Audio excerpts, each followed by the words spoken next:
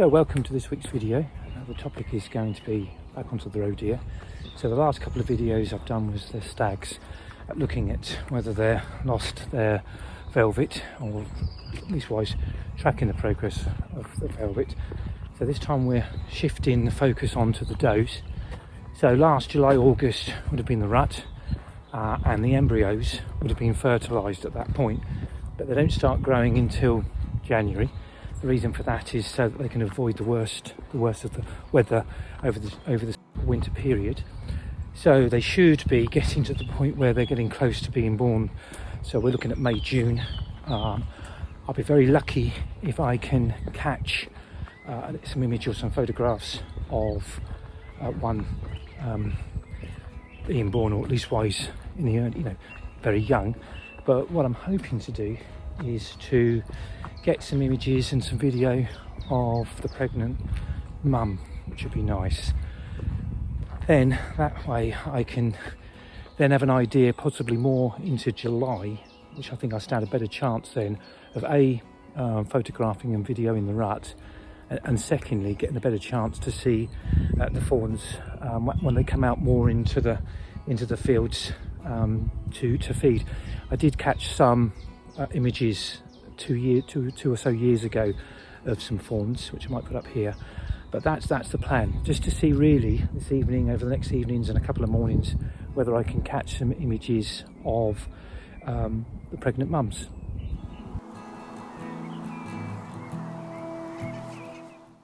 I spent some time filming inside the woods and outside the woods. There's 5 fields outside of the woods, 4 of them being wheat and 1 being a brassica, and because the brassicas at this stage of the year are quite low, I decided to do most of the filming in this field, and as you can see, it gives you a good view of them as they come out.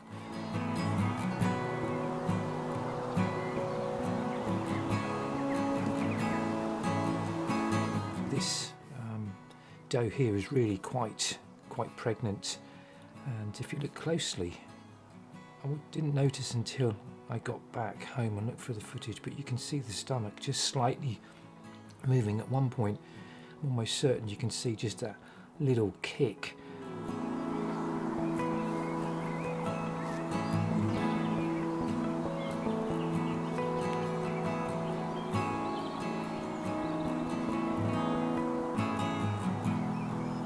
Certain whether this pair of siblings, the buck seems to be quite young, the size of the antlers, and especially as they appear from this distance anyway still to be slightly in velvet.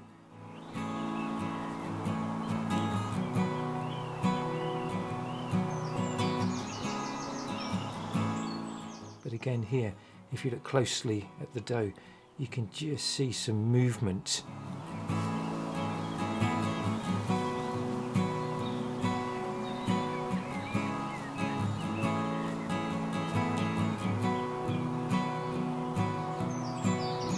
See why there would be a bit of conflict with the farmers, because I don't know how much they would eat, but they're certainly consuming quite a bit.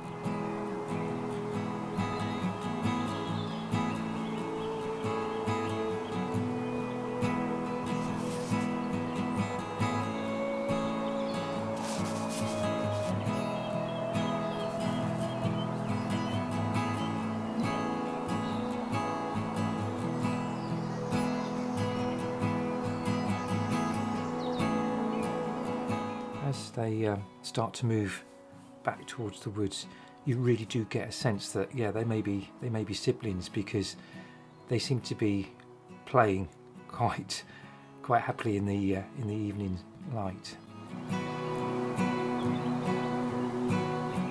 The doe is, whilst they're playing a little game of hide and seek, you can really see she's quite laden, but still quite keen to play, which really does make me believe they are probably siblings, as opposed to this guy being the father. Now here's another contender here.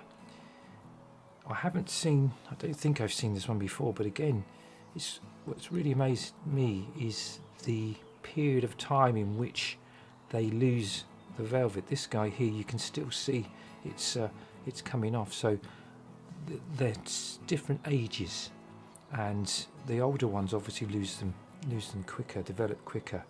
So again, whether this guy potentially is the father, who knows.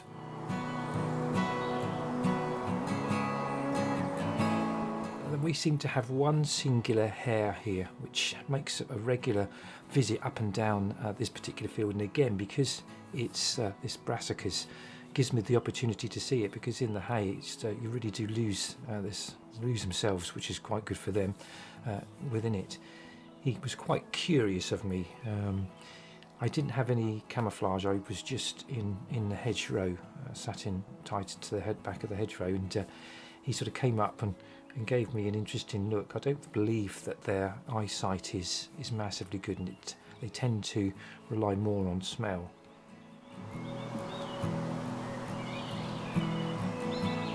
He came really quite close to me, which was nice. So yeah, I feel sorry for him in a way, because I've only ever seen the one.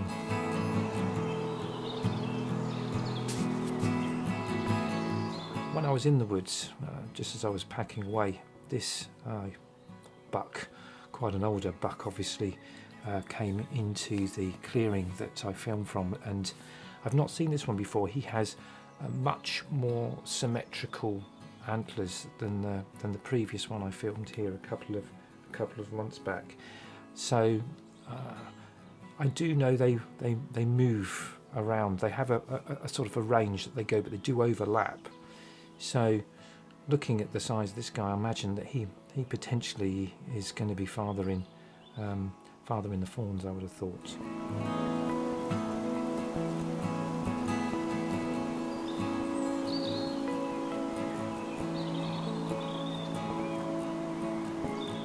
I hope you've enjoyed this video. If you've liked it, give it a like and subscribe, and I hope to catch you in the next one.